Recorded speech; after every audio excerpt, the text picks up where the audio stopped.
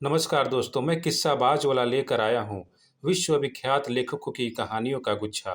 दोस्तों, अगर हमारी कहानी आपको पसंद आए तो इसे लाइक, सब्सक्राइब और शेयर जरूर करें। तो आइए बिना देर किए शुरू करते हैं हम आज की कहानी। कहानी का शीर्षक है टेलीफोन सेट। इसे लिखा है डॉक्टर शोभा घोष ने। लो, फिर कोई आ गया। घंटी बजते ही उमा तिलमिला उठी। हाथ धोए बिना ही दरवाजा खोलने चली। दरवाजा खोलकर जिस देवी जी का दर्शन हुआ, उनसे उमा बहुत डरती है।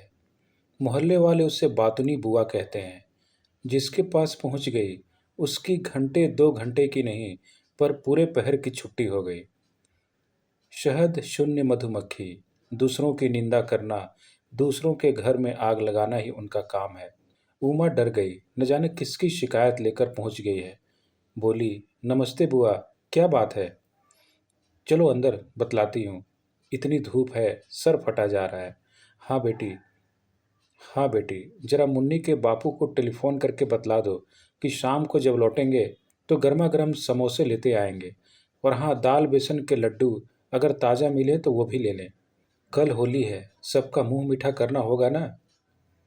मैं भी कर देती हूँ, तुम बैठो बुआ। और कह देना कि चाय पत्ती और साबुन भी लेते आवेंगे। हेलो, क्या कहा? नहीं है? अच्छा, धन्यवाद। बुआ, फूफा तो अभी हैं नहीं, किसी को मालूम नहीं कब तक आवेंगे। अच्छा बिटिया, एक काम करो, तुम मुझे थोड़ी सी चाय पत्ती दे दो, फिर थोड़ी देर में दोबारा फ़ोन करके बतला देना। भूल न जाओ, लिख लो। समोसा, दाल बेसन के लड्डू, चाय पत्ती और साबुन। अच्छा बुआ, कर दूंगी, यह लो चाय पत्ती। अच्छा बिटिया, एक बात बतला, आजकल तुम्हारी वह सहेली, अरे भूल गई, वह काली कलूटी सर पर चिड़ियों का घोंसला बनाकर लिपस्टिक लगाकर जिस छोकरे के साथ घूमती है, वह है कौन? बुआ, वह उसका मौसेरा भाई है, हाल ही में विलायत से लौटा है। भाई है तो क्या हुआ, दुनिया तो नहीं जानती। कुंवारी लड़की का इतना सज धज कर तितली बनकर उड़ते रहना सभी को बुरा लगता है। वह आगे कुछ बोलने वाली थी कि उमा ने टोकते हुए कहा, बुआ अभी जरा एक काम से बाहर जाना है। अच्छा बिटिया, मैं भी अभी चलती हूँ, हजारों काम पड़े हैं। अच्छा बिटिया, उन्हें फ़ोन जरूर कर देना।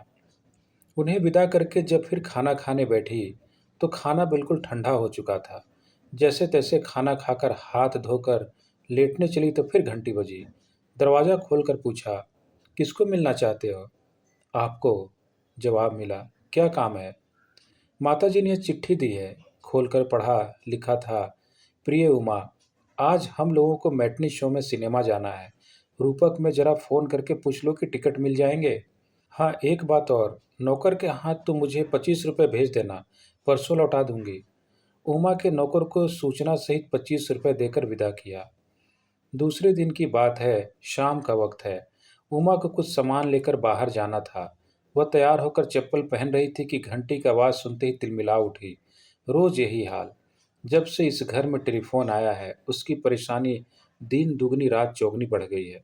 दरवाज़ा खोल के, अरे भाभी आप, क्या बात है? अरे मत पूछो, नौकर ब्याह करने जब से गया, तब से अभी वहीं दुल्हन का पल्ला पकड़े बैठा है। सुपुत्रों से कहा जरा फ़ोन करके आओ, तो उसी वक्त खेलने जाना है। माँ बाप चाहे बच्चों के लिए जान दे दे, पर वे भला कभी महसूस करते हैं? आज अपर इंडिया से हमारे भैया भाभी आ रहे हैं, जरा फ़ोन करके पूछ लो गाड़ी लेट तो नहीं है। भाभी, फ़ोन खराब है, सूचना भेजी है, अभी ठीक करने नहीं आया है। अरे उमा, मैंने धूप में बाल सफ़ेद नहीं किए, फ़ोन नहीं करना है तो साफ बतला क्यों नहीं देती? अरे हमसे पैसे ही ले लेती, कहकर एक अठन्नी निकाल कर उसके सामने फेंक दी। एक टेलीफोन आ गया है तो बड़ा दिमाग हो गया है। अर्जी तो हमने भी दे रखी है, बस 2 महीने में मिल जाएगा, तब तुम्हारे दरवाजे थूकने भी नहीं आऊंगी। वह चिल्ला ही रही थी कि बगल की शिखा भाभी पहुंच गई। उमा, उमा बहन, एक काम कर दो, अभी दूध गर्म कर रही थी कि गैस चला गया। मेरा कस्टमर नंबर 420 है, जरा तुरंत फ़ोन कर दो। वह जवाब देने ही वाली थी कि भाभी ने तनकर जवाब दे दिया, अरे भाई, इनका फ़ोन खराब है, कब से मैं इनकी सिफारिश कर रही थी, सो फ़ोन ठीक नहीं हुआ, कहकर चल दी। पीछे पीछे शिखा भी। उमा को बेहद गुस्सा आया। आज ही से पटक पटक कर आकर चूर कर दूंगी। न रहेगा बांस न बजेगी बांसुरी। वह टेलीफोन की तरफ बढ़ने लगी, परंतु फिर बुलाहट। लो फिर कोई आ गया। दरवाज़ा खोले बिना ही उसने पूछा, क्यों, क्या है? फ़ोन करना है, फ़ोन खराब है। अरे उमा, मैं हूँ, दरवाज़ा खोलो। दरवाज़ा खोलकर राकेश को देखकर वह उसी पर बरस पड़ी। राकेश उसका पति है। मैंने लाख मना किया था, फ़ोन मत लो। तुम तो दिन में बाहर रहते हो। इस फ़ोन की वजह से मुझ पर क्या बीतती है तुम्हें क्या मालूम। उठते बैठते खाते पीते दिन भर फ़ोन करना है, फ़ोन करना है। किसी को चावल मंगाना है, किसी को सिनेमा का टिकट लेना है, किसी को ब्याह का तोहफा मंगवाना है, तो किसी को प्रेमी के साथ मिलने का समय तय करना है, तो किसी को गुलाल और मिठाई मंगवाना है। फ़ोन खराब हो तो बहाना समझकर खरी खोटी सुनने को मिलती है। उमा, क्या मालूम था कि इसकी वजह से तुम्हारी परेशानी बढ़ जाएगी। मैंने तो तुम्हारी सुविधा के लिए फ़ोन मंगवाया था।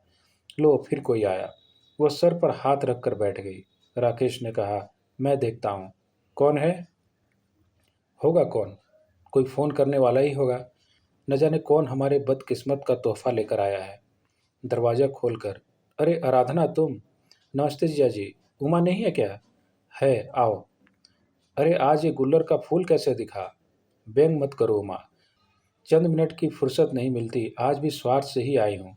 क्यों, फ़ोन करना है क्या? हाँ जी। तुम्हें कैसे मालूम? हमारे हाथ की रेखा जो कह रही है। तुम्हारे जीजाजी दफ्तर जाते समय कह गए थे कि संजय को फ़ोन करके बतला देना कि अल्पना को लेकर नींद खुलते ही हमारे यहाँ आ जाए। यहीं रंग खेलेंगे कल। आराधना, माफ़ करना, फ़ोन खराब है। अंजू दीदी के यहाँ से कर लो ना। ना बाबा, उनके यहाँ फ़ोन करने जाओ तो कोई न कोई बहाना बनाकर इनकार कर देती है। अरे वक्त बेवक्त ज़रा फ़ोन कर लेने से फ़ोन घिस तो नहीं जाएगा। रही पैसे की बात तो साफ साफ कह क्यों नहीं देती कि भाई पैसे दो और फ़ोन करो। अच्छा उमा, एक काम करो, मैं चिट्ठी लिख देती हूँ, ज़रा अपने नौकर से पहुँचवा दो। उससे कह देना आते समय 5 रुपए की मिठाई, 1 रुपए का गुलाल और एक छोटी सी पिचकारी लेता आएगा। अभी मौका ना हो तो थोड़ी देर बाद घर पहुंचवा देना। अच्छा अभी चलती हूँ, घर में 100 काम पड़े हैं, फिर मौका लगते ही आ जाऊंगी। लो हो गई छुट्टी। अभी किशन को सिनेमा का टिकट लेने भेजने वाली थी। राकेश ने कहा, जल्दी तैयार हो जाओ, हम लोग जाकर टिकट ले लेंगे। वे लोग तैयार होकर स्कूटर पर बैठने ही वाले थे कि टेलीफोन का नया लाल रंग का सेट लेकर एक आदमी पहुंच आया। आज उमा की वर्षगांठ है। उसे यह नया सेट लेने का इरादा था। उसे देखते ही उमा तिलमिला उठी। बोली, सुनिए, इनकी बदली हो गई है, आप यह नया सेट लेते जाइए और यह लीजिए लाइन काटने का नोटिस। लाइन काट दीजिएगा, धन्यवाद। उसे विदा कर उसने स्कूटर पर बैठते ही चैन की सांस ली। उमा, तुमने यह क्या किया? तुम्हें यह नया सेट लेने की। चलो चलो जल्दी स्टार्ट करो, फिर कोई फ़ोन करने पहुंच जाएगा। वे दोनों जोर से हंस पड़े। भीतर फ़ोन की घंटी बजी और बजती ही रही। वे दोनों हवा हो गए। धन्यवाद।